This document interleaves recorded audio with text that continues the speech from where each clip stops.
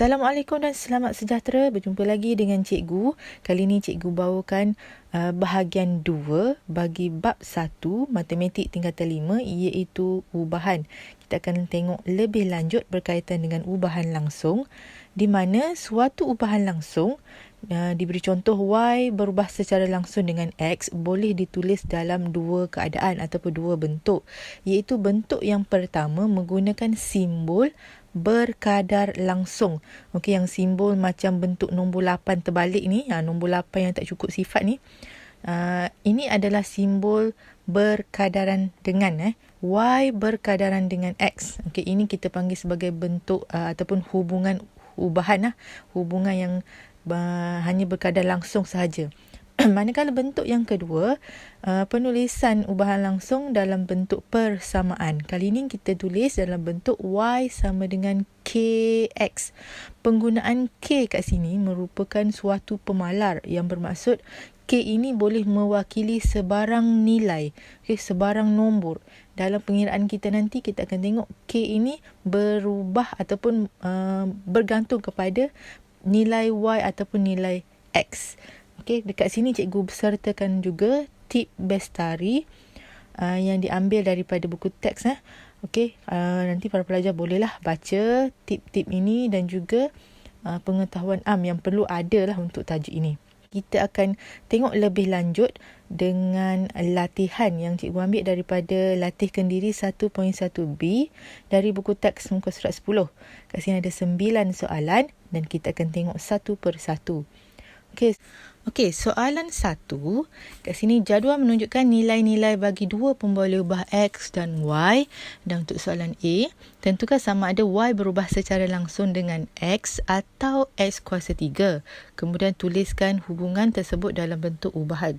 Okey, apa yang kita nak buat sekarang adalah kita nak tentukan sama ada jadual yang diberi itu merupakan hubungan antara Y berkadar langsung dengan X atau Y berkadar langsung dengan X kuasa 3.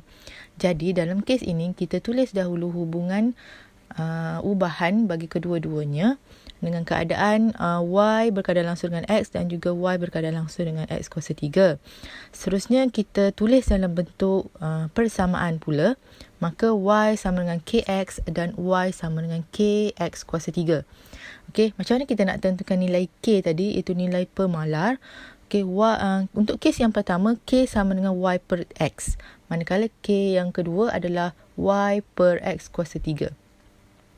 Okey, seterusnya apa yang kita kena buat adalah untuk kes yang pertama, iaitu Y sama dengan KX tadi, kita pilih dua pasangan. Daripada jadual tadi, kita pilih dua pasangan nilai X dan juga nilai Y dan kita akan bandingkan nilai K. Okey, untuk kes yang pertama, Y berkadar langsung dengan X tadi. Okey, cikgu pilih X2 dan Y sama dengan 5. Kat sini cikgu cari nilai K iaitu Y bagi X tadi. So, 5 bagi 2, cikgu dapat K sama dengan 2.5. Okey, kemudian cikgu pilih lagi satu nilai daripada jadual. Nilai yang kedua cikgu pilih X sama dengan 4 dan Y sama dengan 10. Kemudian cikgu cari apakah nilai K-nya. Okey, kat sini cikgu juga dapat 2.5. Okey, ini untuk kes ataupun hubungan yang pertama ya. Okey, hubungan yang kedua kita akan ulang langkah tadi. Kita akan ambil dua pasangan nilai X dan juga nilai Y dan kita akan cari nilai K-nya. Okey, kat sini cikgu tunjukkan. Yang pertama cikgu ambil X2 dan Y5. Manakala yang kedua cikgu ambil X5 dan Y12.5. Kat sini masing-masing K dapat 8/25 dan 1/10. Okey, pelajar boleh lihat dekat cikgu punya ni. Kemudian step kita seterusnya adalah kita bandingkan nilai K bagi hubungan yang pertama dan hubungan yang kedua. Okey, nilai K untuk hubungan yang pertama kita dapat masing-masing dapat 2.5. Okey, kedua-dua nilai K tadi kita dapat nilai yang sama, 2.5. Manakala untuk hubungan yang kedua, K kita dapat 8/25 dan 1/10. Okey, untuk soalan ini dia nak tentukan sama ada mana hubungan yang betul, kita kena pastikan nilai K itu mestilah sama. Okey, dia tak boleh berubah-ubah. Okey, suatu nilai K, iaitu pemalar tadi, untuk sesuatu hubungan, dia mestilah tetap. Tidak boleh lain, situasi ni lain, situasi tu lain, tak boleh. Dia mesti tetap. Okey, so dalam kes ini dapat kita lihat K yang bernilai tetap adalah pada hubungan yang pertama, iaitu Y berkadar langsung dengan X. Maka untuk soalan A, hubungan yang betul adalah hubungan Y berkadar langsung dengan X. Okey, untuk soalan B, kita akan ulang langkah yang sama bagi soalan A tadi. Tapi kali ini hubungannya adalah Y berubah secara langsung dengan X atau punca kuasa 2X. Jadi, kita akan tentukan kedua-dua hubungan ni mana satu yang menepati nilai yang diberi dalam jadual. Okey, kita akan tengok satu persatu. Okey, hubungan yang pertama, Y berkadar langsung dengan X. Maka kita tulis dalam bentuk persamaan, Y sama dengan KX. Dengan keadaan K, iaitu pemalannya nanti, kita akan dapat dengan cara Y bahagi X. Okey, hubungan yang kedua, Y berkadar langsung dengan punca kuasa 2X. Maka persamaannya Y sama dengan K punca kuasa 2X. Kita just letak je K kat depan tu, simbol yang macam 8 tadi tu, simbol berkadar langsung tadi, tukar kepada bentuk persamaan ataupun sama dengan. Okey, untuk situasi ni maka K sama dengan Y per punca kuasa 2X. Okey, ulang langkah yang sama. Pilih dua pasangan daripada jadual. Okey, untuk yang pertama, pasangan pertama, cikgu pilih X4 dan Y 0.6. Maka cikgu akan dapat nilai K yang adalah 3/20. Okey, pasangan yang kedua, cikgu pilih X sama dengan 9, Y sama dengan 0.9. Maka nilai K yang cikgu dapat adalah 1/10. Okey, hubungan yang kedua, Y berkadar langsung dengan punca kuasa 2X. Pasangan nilai X dan Y yang cikgu pilih, X yang pertama 9 dan Y 0.9. Cikgu cari nilai K menggunakan persamaan K sama dengan Y per punca kuasa 2X. Maka kat sini cikgu akan dapat K sama dengan 3/10. Okey, kemudian cikgu ambil lagi satu pasangan, iaitu X 36 dan Y sama dengan 1.8. Okey, dekat sini sebenarnya para pelajar bebas untuk memilih pasangan yang mana yang para pelajar nak. Okey, tidak semestinya ikut nilai ataupun nombor yang cikgu bagi. Okey, mana-mana nilai yang ada dalam jadual tadi, pilih pasangannya dan kita cari nilai pemala ataupun nilai K-nya. Okey, untuk kes ini, K yang cikgu dapat adalah 3/10. Okey, seterusnya kita bandingkan nilai K bagi hubungan yang pertama dan hubungan yang kedua. Jelas dapat dilihat nilai K pada hubungan kedua adalah sama. Maka hubungan yang diterima untuk soalan B ini adalah Y berkadar langsung dengan punca kuasa 2X. Okey, cikgu harap para pelajar jelas macam mana kita nak tentukan hubungan. Kita pilih dua pasangan nombor dari jadual tadi dan kita tentu sahkan nilai pemalarnya. Mesti sama. Okey, pemalar ni walaupun pasangannya yang kita pilih tu nilainya berbeza-beza, tapi nilai K mestilah tetap. Okey, itulah ciri-ciri bagi pemalar untuk dalam tajuk ubahan ini. Okey, seterusnya kita tengok soalan yang kedua. Spring digantung dengan beban. Jadual ditunjukkan di sebelah itu jisim beban iaitu X dan juga pemanjangan spring P. Okey, kali ini kena lukis graf. Dengan melukis graf P melawan X, bermaksud P itu paksi Y, X itu ialah paksi X.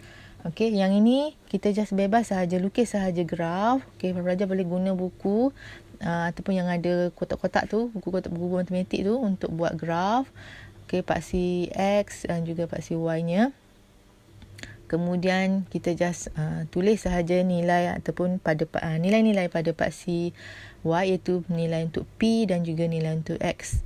Okey, kemudian plotkan grafnya dan gariskan. Okey, macam mana kita nak tentukan daripada graf, macam mana kita nak tentukan hubungan sama ada P itu berkadar langsung dengan X ataupun tidak. Okay, adalah dengan melihat pada nilai ataupun pada asalan. Okey, asalan tu bermaksud pertemuan antara paksi Y dengan paksi X tadi. Pada asalan itu, adakah garis kita tadi, adakah garis daripada persamaan itu melalui asalan ataupun tidak. Okey, untuk kes ini dapat dilihat, cikgu bulatkan kat sini, melalui asalan. Okey, kena pada titik 00. Maka P itu berubah secara langsung dengan X. Itu saja. Kesimpulannya adalah daripada graf kita tengok garis itu kena ataupun tidak pada asalan. Kalau kena maka P itu berubah secara langsung. Kalau tak kena, maksudnya kena dekat pintasan nilai-nilai Y yang lain bukan kosong-kosong, maka dia bukan berubah secara langsung. Itu sahaja. Okay. Kalau lalu je asalan, melalui asalan, maka P itu ataupun persamaan itu berubah secara langsung dengan suatu nilai yang diberikan. Tengok soalan yang ketiga. Diberi P 32 apabila Q 4. Kemudian ungkapkan P dalam sebutan Q jika soalan A, P berubah secara langsung dengan Q kuasa 3. Okay, kita tuliskan dulu dalam bentuk penulisan ubahannya tadi. P berkadang langsung dengan Q kuasa 3, maka bentuk bersamaannya P sama dengan K Q kuasa 3. Kemudian masukkan nilai P dan nilai Q ke dalam bentuk persamaannya. Sebab kita nak cari nilai K, iaitu P bahagi dengan Q kuasa 3, maka kita akan dapat K itu bernilai 1/2. Jadi kita tuliskan dalam bentuk persamaan ubahan P sama dengan K Q kuasa 3 tadi, gantikan K dengan 1/2, maka P sama dengan 1/2 Q kuasa 3, atau juga boleh ditulis dalam bentuk perpuluhan, iaitu P sama dengan 0.5 Q kuasa 3. Okey, salah satu. Kemudian untuk soalan B, kita tuliskan dia punya hubungan antara P dan Q. P berkadang langsung dengan punca kuasa 2Q, di mana P sama dengan K punca kuasa 2Q. Gantikan nilai P 32 dan Q 4 ke dalam persamaan K sama dengan P per punca kuasa 2Q, di mana kita akan dapat nilai K-nya adalah 4. Okey, kemudian masukkan dalam persamaan P sama dengan 16 punca kuasa 2Q. Okey, gantikan nilai K tadi dengan nilai yang kita dah dapat, iaitu 16. Gantikan dalam bentuk persamaannya. Maka itulah dia sebutan P dalam ataupun ungkapkan P ke dalam bentuk sebutan Q. Okey, ini sebenarnya dia lebih kurang macam tajuk perkara rumus kalau tak silap saya masa tingkatan 3. Okey, kemudian kita tengok soalan nombor 4. Gaji RMX yang diperoleh oleh seorang pekerja berubah secara langsung dengan jumlah masa bekerja T jam. Diberi bahawa pekerja menerima gaji sebanyak RM112 selepas bekerja selama 14 jam. Okey, tuliskan persamaan yang menghubungkan X dengan T. Okey, kita tulis dahulu hubungannya. X berkadang langsung dengan T, di mana X sama dengan KT. Okey, X 112, T 14. Okey, sekarang kita nak cari nilai K-nya dahulu. Maka K sama dengan X per T, iaitu K kita akan dapat 8. Okey, maka hubungan X dengan T adalah X sama dengan 8T. Okey, soalan kelima. Diberi Y 1.8 apabila X 0.6. Hitung nilai Y apabila X sama dengan 5 jika hubungan yang pertama adalah Y berkadang langsung dengan X. Okey, maka hubungan persamaan Y sama dengan KX. Kita nak cari nilai K-nya dahulu. Maka Y sama dengan 1.8 dan X 0.6 tadi. Kita gantikan dalam K sama dengan Y per X. Kita akan dapat K sama dengan 3. Maka hubungannya adalah Y sama dengan 3X. Okey, so sekarang soalan yang kedua tadi, belum masuk soalan B lagi. Soalan yang kedua, hitung nilai Y apabila X 5. Gantikan X 5 tadi dalam persamaan Y sama dengan 3X. Maka kita akan dapat Y sama dengan 15. Okey, itu jawapannya. Okey, untuk soalan B, hubungannya adalah Y berkadang langsung dengan X kuasa 2. Maka persamaan Y sama dengan KX kuasa 2. Okey, untuk mencari nilai K, kita akan bahagikan Y dengan X kuasa 2. Okey, gantikan nilai yang sama, Y 1.8, X 0.6. Maka kita akan dapat K 1.8 bahagi 0.6 kuasa 2, kita akan dapat K bernilai 5. Okey, maka persamaan Y dan X tadi adalah Y sama dengan 5, X kuasa 2. Sekarang nilai X bernilai 5. Maka Y sama dengan 125. Gantikan nilai X5 tadi ke dalam persamaan Y sama dengan 5X kuasa 2. Okey, soalan ke-6. Diberi S berubah secara langsung dengan T kuasa 1/3. Jika S 1.2 maka T 27. Okey, kemudian cari nilai S apabila T sama dengan 64. Okey, sama sahaja step dia. Pertama sekali, kita tulis dalam bentuk hubungan ubahan iaitu S berkadar langsung dengan T kuasa 1/3 dan kita tulis dalam bentuk persamaan S sama dengan K T kuasa 1/3. Okay, S 1.2, T 27 gantikan dalam persamaan sebab kita nak cari nilai K iaitu K sama dengan S bahagi T kuasa 1/3. Bila kita masukkan nilai, kita akan dapat K-nya bernilai 0.4. Maka dalam soalan 6 ini, hubungan keseluruhan antara S dengan T adalah S bersamaan 0.4 T kuasa 1/3. Okay, baru kita tengok soalan A. Dia minta kita cari nilai S. Nilai T diberi. T 64. Maka gantikan nilai T 64 tadi ke dalam persamaan S. S sama dengan 0.4 darab dengan 64 kuasa 1/3. Kita akan dapat S bernilai 1.6. Okey, soalan B. Kali ini diberi S. Okey, S bernilai 0.28, nilai T-nya tidak diketahui. Okey, untuk soalan macam ni, kita gantikan S 0.28, maka persamaan yang kita akan dapat adalah 0.28 sama dengan 0.4 T kuasa 1/3. Untuk kes macam ni, kita kena pindahkan 0.4 atau kita kena hapuskan 0.4 di sebelah kanan tadi. Maka kita akan bahagikan 0.28 dengan 0.4 untuk mencari nilai T. T yang kita dapat sekarang masih lagi dalam bentuk T kuasa 1/3 iaitu sama dengan 0.7. Okey, T kuasa 1/3 ni sebenarnya juga boleh ditulis dalam bentuk punca kuasa 3T. Okey, masih ingat lagi tak kita belajar tajuk indeks dalam tingkatan kalau tak silap cikgu tingkatan 3. Okey. T kuasa 1/3 juga boleh ditulis dalam bentuk punca kuasa 3 bagi T. Okey, kalau ada yang confuse, cikgu tukar siap-siap ke dalam bentuk punca kuasa. Okey, kemudian cikgu tu salin semula dan samakan dia dengan 0.7. Jadi bila kita nak cari nilai T, punca kuasa 3 tadi bila kita pindahkan ke sebelah kanan ataupun kita nak hapuskan punca kuasa 3 ni, maka kita kena kuasa 3. Okey, kalau yang mana belajar dengan cikgu, punca kuasa 3 ni bila kita pindahkan ke sebelah kanan, dia akan jadi kuasa 3. Maka T sama dengan 0.7 kuasa 3 dan kita akan dapat T 0.343.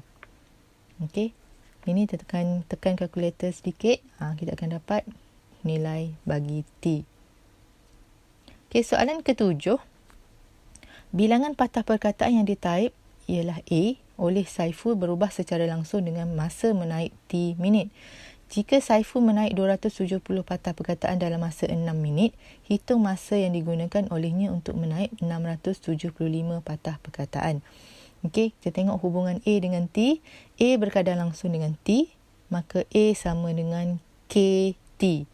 Okey, diberi nilai A 270 bila T sama dengan 6. Jadi kita cari nilai pemalarnya dahulu, nilai K iaitu A bahagi T, maka kita akan dapat K bernilai 45.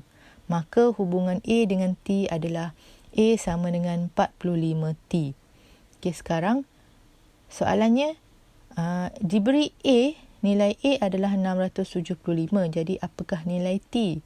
Jadi 45T ni cikgu tulis sebelah kiri sebab senang nanti nak kira. 45T sama dengan A. Okey, maka 45T juga bersamaan dengan 675. Maka T bernilai 675 bahagi dengan 45. Maka kita akan dapat T sama dengan 15. Okey, kalau nak tulis dia punya unit pun boleh. T sama dengan 15 minit. Okey, jawab macam ni pun dah diterima. Dah cukup. Soalan seterusnya, soalan ke-8. Sebuah objek jatuh dari ketinggian h meter berubah secara langsung dengan kuasa 2 masanya iaitu T saat di planet Q. Diberi bahawa objek itu jatuh dari ketinggian 5 meter dalam masa 2 saat.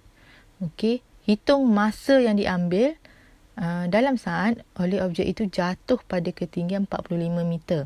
Okey, dalam soalan ni kita tuliskan dulu hubungan antara hash dengan T. Hash berkadar langsung dengan T kuasa 2. Maka hash sama dengan K T kuasa 2 dengan keadaan hash 5 T2. Maka kita boleh cari nilai K, iaitu hash bahagi T kuasa 2. Maka nilai K yang kita dapat adalah 1.25. Hubungan hash dengan T adalah hash sama dengan 1.25 T kuasa 2. Okey, baru kita tengok kepada soalan. Hash sekarang 45. So, apakah nilai T? Okey, cikgu tulis sebelah kiri. 1.25 T kuasa 2 samakan dengan hash, iaitu 45. T kuasa 2 bersamaan dengan 45 bahagi 1.25, iaitu 36. Okey, maka T sama dengan, kuasa 2 pindah ke sebelah kanan jadi punca kuasa 2. Maka T sama dengan punca kuasa 2 36, iaitu 6. Okey, nilai T bersamaan dengan 6 saat. Okey, soalan ke-9, itu soalan terakhir. Diberi isi padu cat X liter berubah secara langsung dengan luas dinding D meter persegi. Jika 3 liter cat boleh mengecat 36 meter persegi dinding, A, ungkapkan persamaan tersebut dalam sebutan X dan D. Okey, tulis dulu hubungan X dengan D, iaitu X berkadar langsung dengan D, maka X sama dengan KD. Dalam soalan diberi X3, D36. Okey, yang bermaksud kita boleh cari nilai K-nya, iaitu X bahagi D, maka K yang kita dapat kat sini adalah 1/12. Jadi untuk menjawab soalan A, ungkapkan persamaan dalam sebutan X dan D, maka gantikan nilai K tadi dengan 1/12. Kita akan dapat X sama dengan 1/12 D. Okey, selesai untuk soalan A.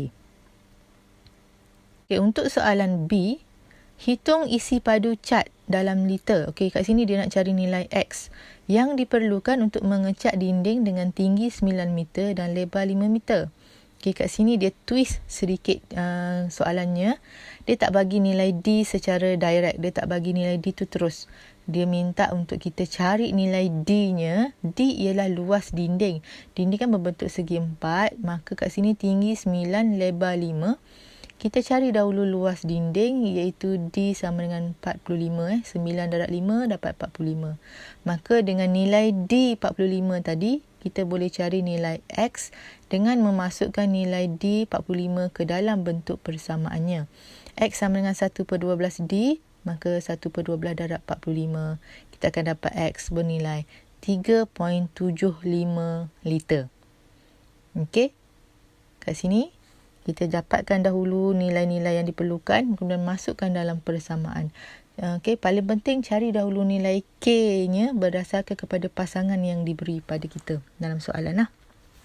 Okey, selesai 9 soalan daripada latihan yang diambil daripada buku teks.